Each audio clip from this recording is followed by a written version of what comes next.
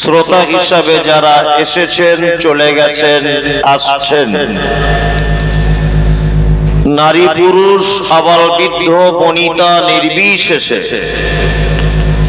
সকলকে জানাচ্ছি আন্তরিক শুভেচ্ছা, ভালোবাসা, প্রেম, মোবারকবাদ, ধন্যবাদ, সাধুবাদ, স্নেহাশিস যথাক্রমে শ্রেণীগতভাবে। আলহামদুলিল্লাহ, আজ 2 দিন ব্যাপী বিভিন্ন ওলামায়ে কেরামদের কাছ থেকে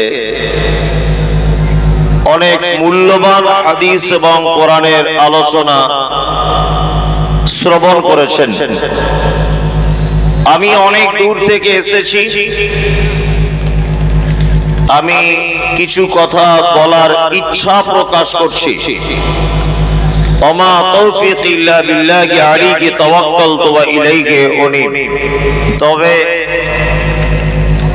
আমি আরবিতে আল্লাহর প্রশংসা আদায় করে নিয়েছি, তথাপিও আমি একজন পিওর বাঙালি। বাংলাতেও সেই মহান রবের প্রশংসা জ্ঞাপন করি যে মহান রব কোরআন এবং হাদিস কেন্দ্রিক এক মজলিসে বসে কাউকে শোনার, কাউকে বলার তৌফিক দান করেছেন। সংক্ষিপ্ত আকারে ছোট্ট একটি শব্দ দিয়ে প্রশংসা জ্ঞাপন করি, আলহামদুলিল্লাহ। অতঃপর বিশ্ব বরেণ্য নেতা, বিপ্লবী প্রণেতা, সৈয়দুল মুরসালিন, ইমামুল আম্বিয়া, নবী মুহাম্মদ রাসূলুল্লাহ সাল্লাল্লাহু আলাইহি ওয়াসাল্লামের উপর অজস্র দরুদ শান্তির ধারায় বর্ষিত হোক। আল্লাহুম্মা আমিন, আল্লাহুম্মা সাল্লি আলাইহি। আমি পবিত্র গ্রন্থ মুকুট আল কোরআনুল কারীমের সূরা কলম, এই সূরাটির বেশ কয়েকটি আয়াত আপনাদের সামনে পরিবেশন করেছি। এই আয়াতগুলিকে কেন্দ্রবিন্দুতে রেখে কিছু তত্ত্ববহুল কথা বলার চেষ্টা করব ইনশাআল্লাহ। তার আগে আমি আপনাদের কাছে ক্ষমা চেয়ে নিচ্ছি যে আমার গলার কণ্ঠস্বর অত ভালো না, আমি অত সুর করে করেও বলতে পারি না, আমি একটা করে বলি।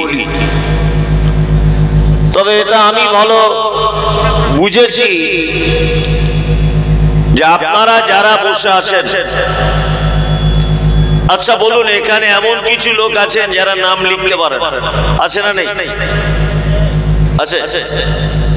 এমন লোক আছেন ব্যাংকে টাকা তুলতে গেলে টিপসই দিতে হয়, আছে না? আছে।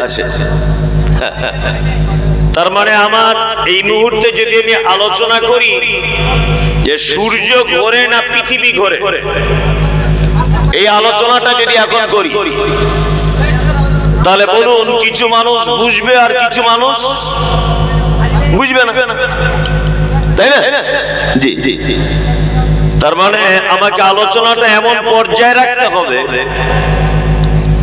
যাতে শিক্ষিত অশিক্ষিত সবাই যাতে কিছু না কিছু বুঝতে পারে। আর আপনারা যারা এখানে বসে আছেন, আচ্ছা আপনাদের আর নতুন করে মাদ্রাসায় ভর্তি হওয়ার সময় আছে? আছে না? না। তাহলে আপনি তো দিনের শিক্ষা অর্জন করেননি, করেছেন? মাদ্রাসায় পড়েননি তো? না। আপনি বাকি জীবনটা কিভাবে পরিচালনা করবেন এবং ইসলামটাকে মেনে কিভাবে চলবেন? আচ্ছা, এটা কি শুধু জলসা না এটা একটা স্কুল? কোনটা? এটা একটা স্কুল,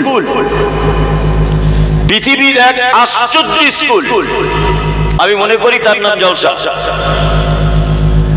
সারা পৃথিবীর প্রতিটা স্কুলের একটা নির্দিষ্ট রুলস আছে, আচ্ছা না? কোন স্কুলের সাদা পাঞ্জাবি, সাদা পায়জামা, তাই না? কোথাও হাফ শার্ট, ফুল প্যান্ট, আবার কোথাও টাই পরে যেতে হয়, একটা রুলস আছে। কিন্তু আমি মনে করি এটা এমন একটি জ্ঞান অর্জন করার জায়গা, এখানে কোনো পদ্ধতি নেই। কেউ পাঞ্জাবি পরে বসতে পারে, খালি মাথাতেও আসতে পারে। কেউ যদি মনে করে জামা প্যান্ট নেই, আমি আন্ডার প্যান্ট পরে বসবো, তবুও বসতে পারে।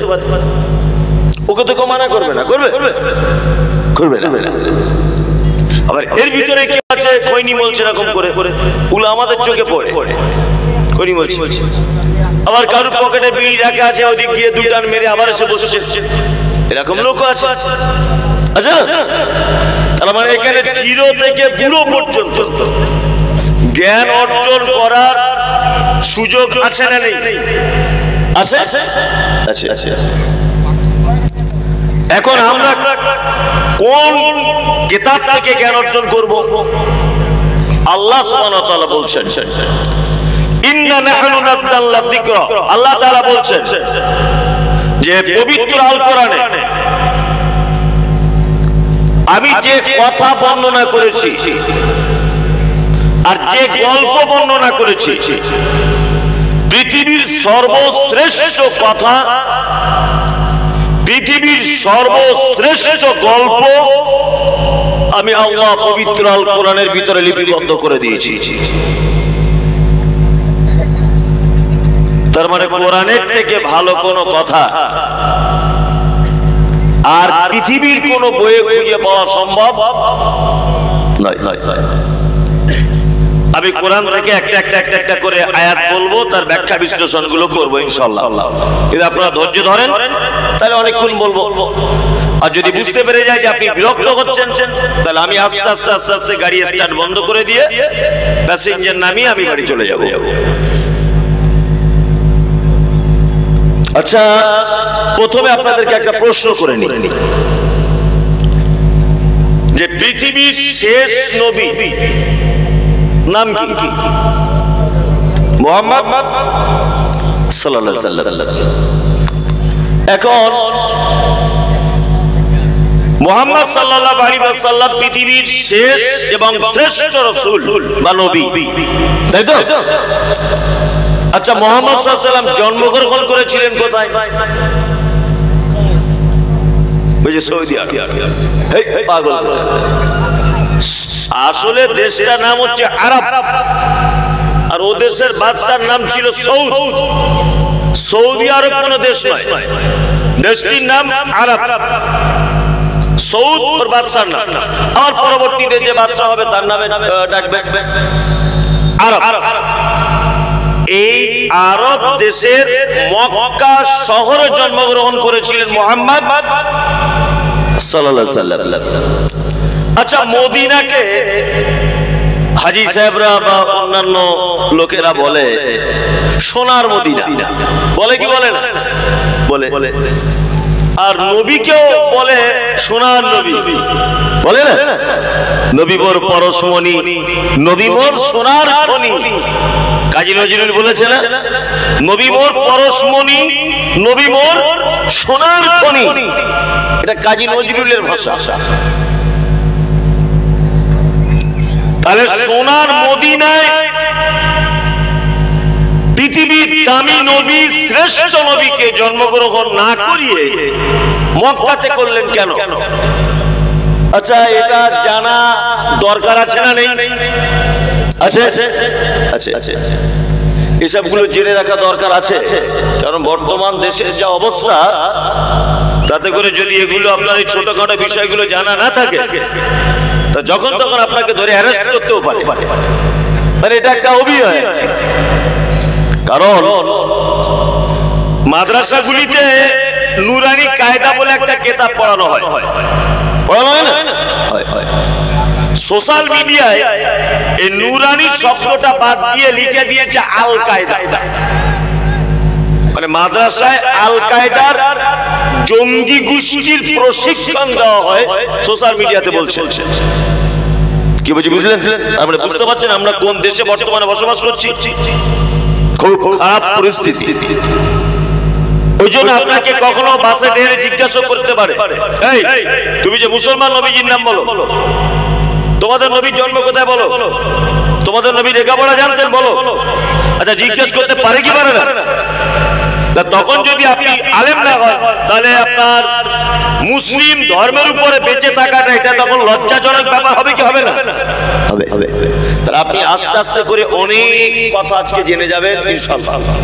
অনেক কথা আপনাকে জানাবো ইনশাআল্লাহ, এবং এগুলো জেনে রাখলে আপনার অনেক উপকার আছে। আচ্ছা, ভৌগোলিক জ্ঞান মানে সারা পৃথিবীর যে ম্যাপ যে তৈরি হয়, এই ম্যাপ সম্পর্কে আপনাদের কারো জ্ঞান আছে? একটু আধটু আছে? কারো একজন হাত তুলুন যে আমি একটু আধটু বুঝি। একজন হাত তুলেছে, আর কেউ বোঝেন না, তাই তো? বোঝেন না মানে বুঝলেও হাত তুলবে না, যে কি যে ধরবে তা ঠিক নাই, হয়তো বলতে পারবো না, মান সম্মানের ব্যাপার হয়ে যাবে, তাই না? সারা পৃথিবী মানচিত্রটা যদি আপনি দেখেন, তা সারা পৃথিবীর মাঝখানে যে শহরটি অবস্থিত তার নাম মক্কা। কোন শহর? মক্কা। আর মুহাম্মদ সাল্লাল্লাহু আলাইহি ওয়াসাল্লামকে পাঠানো হয়েছে কোথায়? মক্কায়। নাম্বার 2। আচ্ছা, আল্লাহ নবী সাল্লাল্লাহু আলাইহি ওয়াসাল্লামকে যে যুগে পাঠানো হয়েছিল ওই যুগটির নাম কি জানা আছে? আইয়ামে জাহিলিয়া।